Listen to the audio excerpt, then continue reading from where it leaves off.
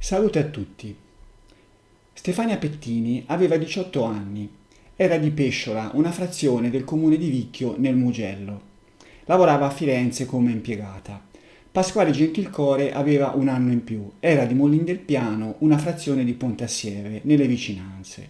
I due erano fidanzati in modo non ufficiale da un paio d'anni. La sera del 14 settembre 1974 Pasquale uscì di casa dopo cena con la sua 127 assieme alla sorella, che accompagnò davanti a una discoteca di Borgo San Lorenzo, il Ten Club.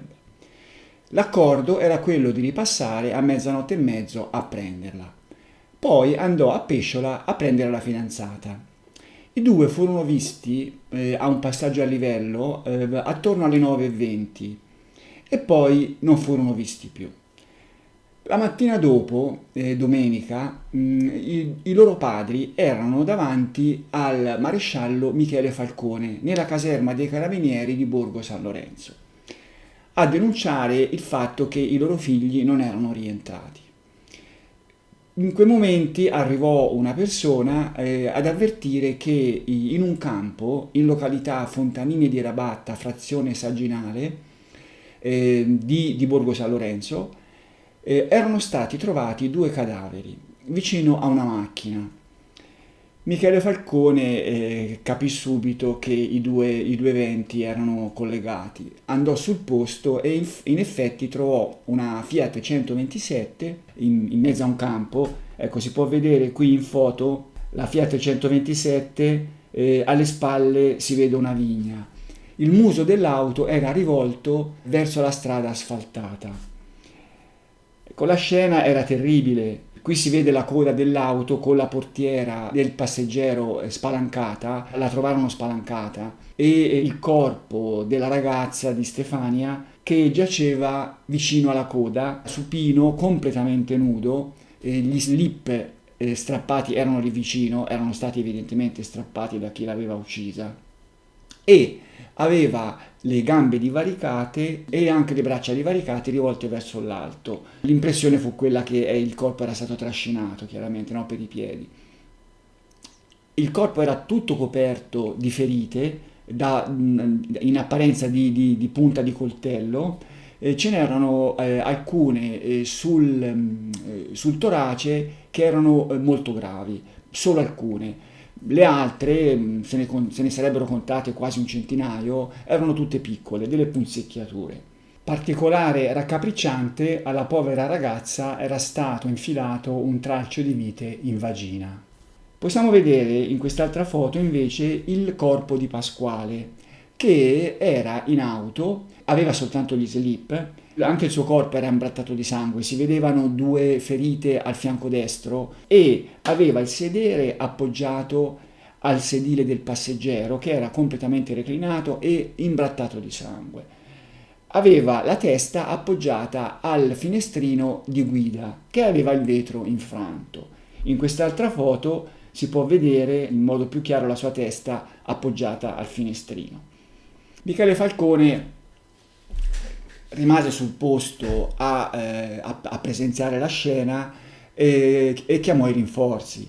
Arrivarono i carabinieri che purtroppo non rispettarono la scena del crimine e questo fu il primo di numerosissimi errori riguardanti il trattamento di questo delitto. Possiamo vedere in questa foto che ci sono frotte di carabinieri che attorniano l'auto, no? Si può immaginare con quale scempio per gli indizi che potevano essere recuperati. Gli errori continuarono, si chiamò un medico generico, non un medico legale, che esaminando i cadaveri non si accorse che tra le tantissime ferite di coltello ce n'erano anche di arma da fuoco. Non a caso sui quotidiani del giorno dopo si lessero titoli come questo sulla Nazione: straziati con 100 colpi di punteruolo, nessun accenno all'uso di una pistola. Ci si accorse di questo soltanto il giorno dopo, all'atto dell'autopsia. Si tornò sul posto a cercare eventuali bossoli, l'auto però era già stata rimossa. In ogni caso si trovarono 5 bossoli che erano collocati nelle vicinanze di dove era la ruota posteriore sinistra, lato guida. Erano sparsi in circa una superficie di 1 metro quadro. I bossoli erano 5, alcuni si erano persi. Si sarebbe capito dal numero dei proiettili, se ne erano persi almeno 3 se non 4, e probabilmente o infossati in mezzo all'erba oppure qualche curioso che aveva avuto modo di andare in zona se li era presi e se li era portati via. Gli errori continuarono anche in sede autoptica. L'autopsia condotta da Mauro Maurri e dal suo assistente Giovanni Marello non fu condotta in modo ineccepibile. I risultati furono ambigui e la documentazione poco esauriente. Di questo fatto si sarebbero lamentati in seguito tutti coloro che avrebbero avuto bisogno di andare a consultarla per studiare il delitto. Faccio degli esempi. Nella perizia del 1983 dei periti balistici Arcese e Iadevito, una perizia riassuntiva dei delitti fino a quello di Baccaiano, dei delitti del mostro, si può leggere questo. Si precisa che per carenza di documentazione le ferite verranno individuate indicando la zona anatomica dalla quale furono estratti i proiettili. Cioè sostanzialmente i due periti non riuscirono a capire bene da dove i proiettili erano entrati, per cui per indicarli si avvalsero della zona di estrazione. Nella perizia successiva di un paio d'anni dopo di De Fazio, Francesco De Fazio, si legge qualcosa di altrettanto sconfortante. Quanto ai reperti necroscopici, occorre preliminarmente precisare che le descrizioni che verranno di seguito riportate sono state tratte dall'esame dei soli verbali di esame esterno e di autopsia, non sempre ben leggibili, a volte incompleti e privi anche della risposta ai quesiti usuali, perché rinviata alla relazione peritale poi non eseguita. Altri errori arrivarono durante le indagini. Ecco, le indagini c'è da dire che si trovarono a confrontarsi con un delitto atipico nel panorama italiano. Non c'era stata rapina, non c'era stato stupro in apparenza, insomma era un delitto abbastanza incomprensibile. I primi passi furono compiuti tra le persone che conoscevano le vittime. La pista principale fu subito quella di una possibile vendetta collegata a un omicidio preterintenzionale compiuto dal padre di Pasquale moltissimi anni prima nel suo paese di origine, il Meridione, ma si capì presto che era una pista che non portava da nessuna parte. Una pista che sembrava migliore fu quella di un guardone. Alcuni ragazzi che frequentavano la stessa zona dell'omicidio per appartarsi testimoniarono della presenza appunto in zona di un guardone molto aggressivo nei confronti delle coppie che si lamentavano della sua presenza. Questa persona era un padre di famiglia, aveva 3 figli piccoli e era un montatore di bilance industriali. La domenica dopo il delitto era partito per la provincia di Chieti per mettere in opera una bilancia. Gli inquirenti pensarono che questa fosse una specie di fuga, lo andarono a prendere, lo portarono in caserma e poi lo arrestarono dopo aver trovato a casa sua una carabina ad aria compressa non denunciata e una roncola sporca di sangue. L'idea era quella di attendere prima di liberarlo l'esame del sangue sulla roncola, sperando che fosse sangue delle vittime. Invece era soltanto sangue animale, l'individuo fu liberato, però ormai il suo nome era comparso sui giornali, anche la sua foto, e fu costretto per la vergogna ad andare via insieme alla sua famiglia. Ecco, questo è stato il primo maldestro contatto degli inquirenti, che poi si sarebbero occupati anche degli altri delitti, relativamente al mondo dei guardoni. Un mondo che difficilmente avrebbe potuto restituire l'assassino, ma che invece avrebbe potuto dare delle preziose testimonianze, e testimonianze che poi non vennero mai. Dopo un po' di tempo, dopo circa un mese, il 12 ottobre, il pubblico ministero Vittorio Lacava ebbe un'idea da certi punti di vista buona. Nell'assegnare la perizia balistica al colonnello Innocenzo Zuntini, lo stesso della perizia balistica su Signa, il PM ebbe l'idea di chiedergli anche di stilare una specie di identikit dell'assassino, secondo modalità che già erano iniziate ad andare in America, no? Da noi questo non si faceva. Nella perizia appunto si legge questo, che il compito assegnato al perito era quello di anche quello di ricostruire l'azione nei minimi particolari, al fine di poterne vagliare le modalità esecutive e dal quadro d'insieme avere una specie di identikit morale di comportamento del o dei responsabili.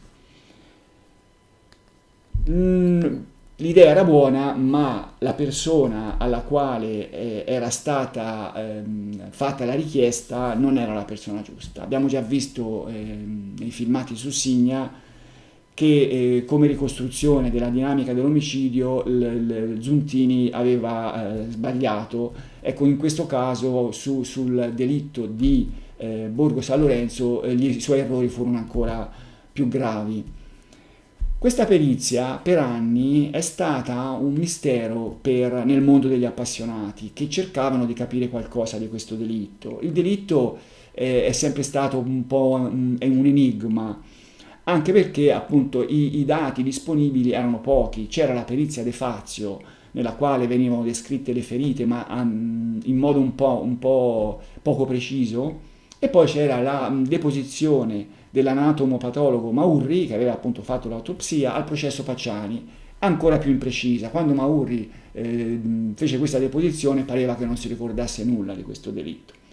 Qualche anno fa l'avvocato Vieri Adriani ha reso disponibile una trascrizione di questa perizia e anche la scansione dell'originale sul suo sito, e da lì sono iniziati, diciamo, gli studi degli appassionati, che si sono trovati di fronte a una perizia poco plausibile. Allora, c'è da dire che Zuntini ha delle scusanti per i suoi errori. La prima scusante è quella di fretta che gli fu messa per ottenere i primi risultati. Cioè la Cava gli chiese di dare dei risultati in pochi giorni e lui in effetti consegnò una perizia preliminare nella quale già c'erano degli errori che rimasero anche nella perizia definitiva che consegnò molto tempo dopo.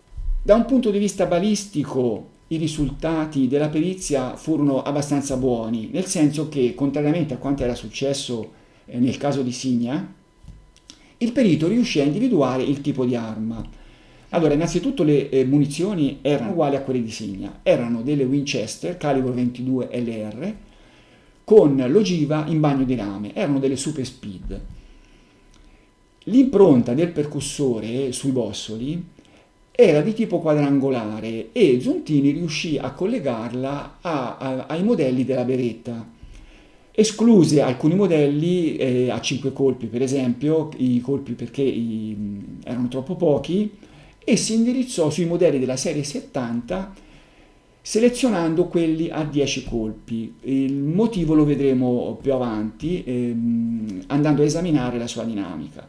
Però il suo errore, chiamiamolo errore, fu quello di non ricordarsi, o se se lo ricordò non ne tenne conto, che c'era stato nel 68 a Signa un delitto con una pistola simile che non era stata ritrovata e non gli venne in mente di fare un confronto tra i bossoli di un delitto e i bossoli dell'altro delitto, un confronto che avrebbe portato a delle conclusioni sorprendenti e questo poi lo vedremo.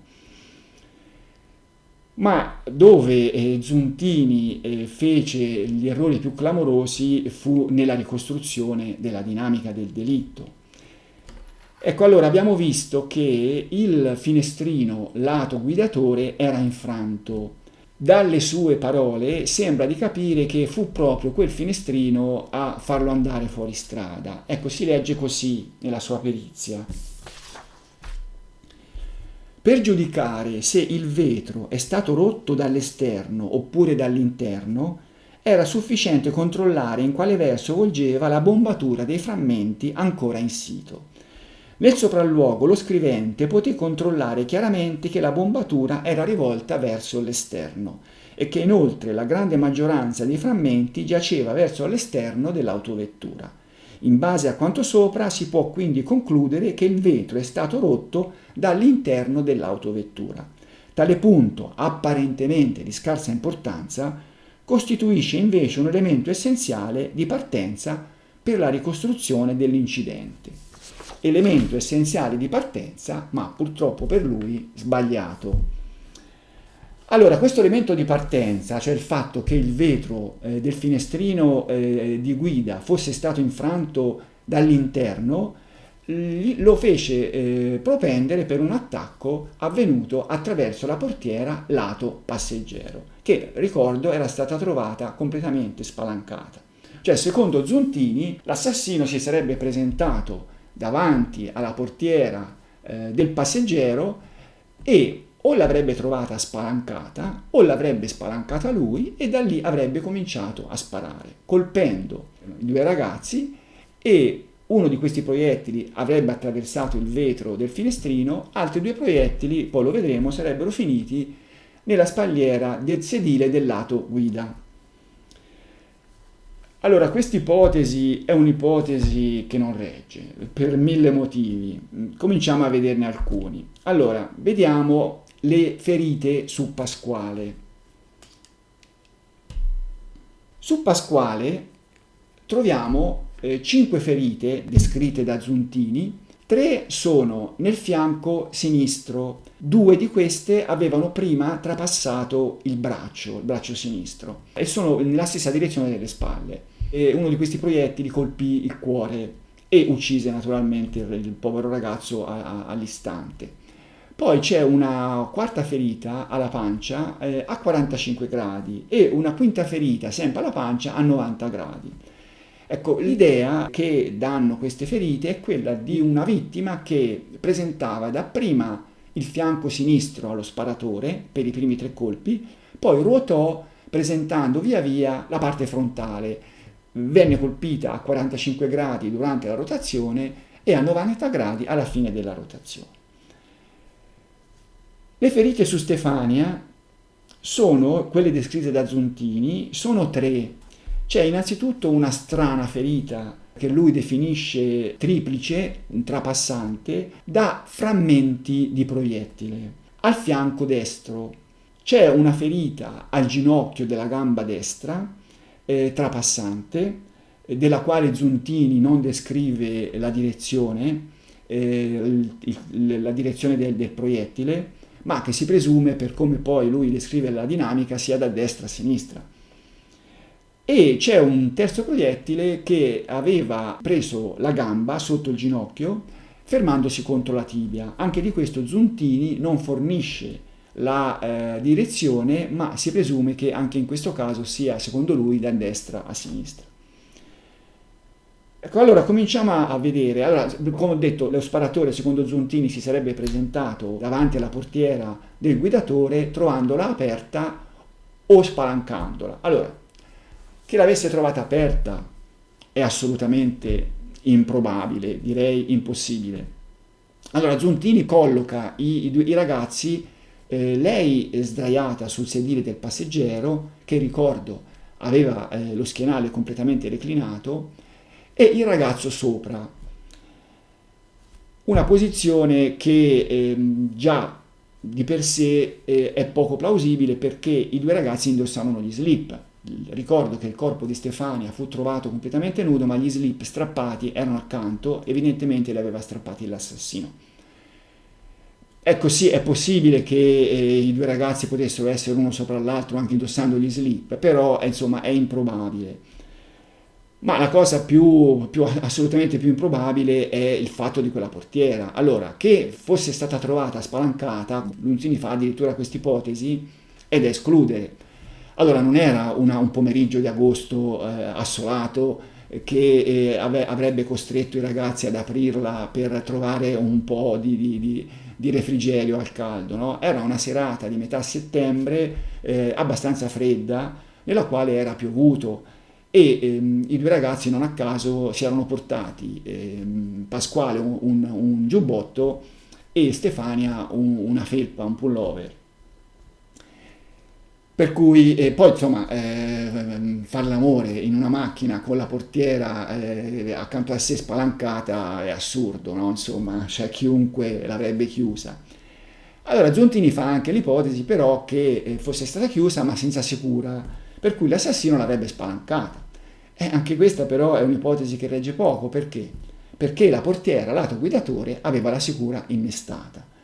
Per cui, insomma, già si può pensare che i ragazzi la sicura l'avessero messa, ma insomma quella del lato guidatore c'era, non si vede perché non avrebbe dovuto essere innestata anche quella del lato passeggero. Evidentemente quella sicura era stata tolta in un altro modo.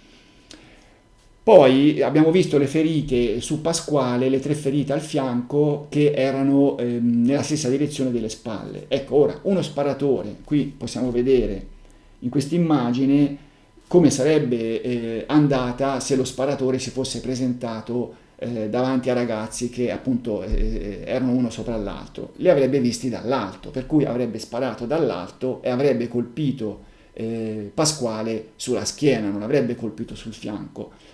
Per colpirlo sul fianco si sarebbe dovuto accosciare, come si vede qui, in una posizione che non c'è motivo di pensare che si potesse essere messo in quella posizione. Perché? Ecco, una posizione che sarebbe stata anche l'unica per colpire il finestrino opposto e la spalliera del sedile del guidatore, perché nella posizione dall'alto i due bersagli sarebbero stati irraggiungibili. Ecco, però, ripeto, è una posizione implausibile. Riguardo le ferite su Pasquale, ma non i 3 proiettili che colpirono i finestrino e spalliera, potremmo presumere che fosse stato Pasquale a spostarsi, tirandosi su prima che, accorgendosi dell'assassino, prima che questo cominciasse a sparare. Però, come si vede da questa foto, per mettere le proprie spalle nella direzione di tiro avrebbe dovuto tirarsi su con il braccio sinistro, fare perno sul braccio sinistro, con il che i proiettili non avrebbero potuto attraversarlo penetrando poi nel fianco, no? Per cui diciamo, le ferite di Pasquale escludono questa dinamica. Un altro motivo che esclude questa dinamica è la posizione finale di Pasquale. Cioè Pasquale era con il sedere appoggiato al sedile del passeggero, ma era al di là della leva del cambio. Ecco, lo vediamo in questa foto, si vede il pomello che spunta, la foto è tagliata sul lato destro. Io ho visto in un paio di convegni sul mostro la foto completa, si vede chiaramente che la gamba di Pasquale è al di là della leva del cambio. Ecco, come ci sarebbe finito lì partendo da una posizione sopra la ragazza? Avrebbe dovuto durante la sparatoria compiere un balzo. Ecco, come si tenta di dimostrare in questa foto, però come si vede avrebbe trovato prima di tutto la gamba sinistra di Stefania a ostacolarlo e poi avrebbe trovato la leva del cambio che era molto alta. Si vede in questa foto di una Reale 127, le foto precedenti sono foto fatte su una macchina diversa, che la 127 non era disponibile in quel momento, è una Clio. Però questa è una foto reale di una 127, si vede come c'è uno spazio esiguo tra la leva del cambio e il volante, nella quale sostanzialmente Pasquale dovrebbe aver dovrebbe essersi calato dall'alto, cosa che non è plausibile, no? Poi parliamo delle ferite su Stefania. Allora,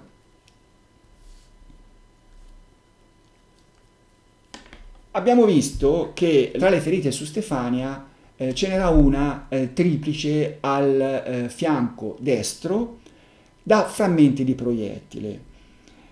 Ecco, Zuntini immaginò che questa ferita fosse dovuta a un proiettile che l'assassino aveva sparato in basso, verso il basso, e aveva colpito la slitta del sedile del passeggero. Ecco, qui possiamo vedere una rappresentazione appunto del proiettile che picchia sulla slitta, si frammenta e va verso l'alto in tre frammenti diversi. Allora, su questo sedile c'era una stuoia e, secondo Zuntini, questi tre frammenti attraversarono l'intercapedine tra la seduta del sedile e la spalliera, forarono la stuoia producendo un unico foro e poi evidentemente si allargarono per poter produrre tre ferite. Ma la cosa sembra veramente improbabile perché insomma, questi tre frammenti avrebbero dovuto produrre un unico foro e poi allargarsi. E poi ho verificato personalmente su una 127 reale, tra seduta e spalliera non c'era spazio, cioè non avrebbero potuto passare questi frammenti. Ma a tagliare la testa al toro sull'esistenza di questa ferita, di questa triplice ferita da frammenti di proiettile, è il fatto che la slitta, nella posizione in cui fu trovato il sedile del lato passeggero, non era visibile, non c'era più. La foto con l'attore, che è un maschile che rappresenta la ragazza, che è appunto coricato un po' sul fianco destro, in una posizione che avrebbe dovuto essere idonea per queste tre ferite. Ecco, i due sedili sono arretrati allo stesso modo, più o meno si vede, no? Ebbene, nel sedile dell'auto di prova si può vedere che l'intercapedine tra seduta e spalliera del sedile non ha sotto di sé la slitta. La slitta, essendo stato arretrato, la slitta si trova più avanti, per cui l'ipotesi di Zuntini di questo proiettile che avrebbe colpito la slitta e poi sarebbe entrato frammentandosi dentro quest'intercapedine e forando la stuoia non regge, non resiste. Ecco, probabilmente queste tre ferite penetranti al fianco destro erano punzecchiature di coltello come tante altre sul corpo della ragazza, o forse erano anche delle abrasioni, chi lo sa, dovute allo spostamento del cadavere. Non possiamo saperlo. Quel che è certo è che non erano ferite di proiettile, tanto più che questi tre frammenti non vennero repertati. Cioè, se si va a leggere la perizia Arcesia De Vito dell'83, dove fino al delitto di Baccaiano vengono descritti bossoli e proiettili, di questi tre frammenti non c'è traccia. Ci sono tutti i proiettili con anche i frammenti, ma di questi tre non c'è traccia. Per cui poi consideriamo anche che, giusto per ribadire l'aleatorietà di questa cosa, di questi tre frammenti, che nella prima perizia provvisoria di Zuntini questa triplice ferita era quintuplice, cioè erano 5 le ferite da frammenti secondo lui, che poi diventarono 3. Allora, diciamo, chi vi sta parlando fa un'ipotesi da certi punti di vista cattiva, che è questa, che per far tornare i suoi conti, che erano sbagliati, Zuntini arrotò un po' i dati.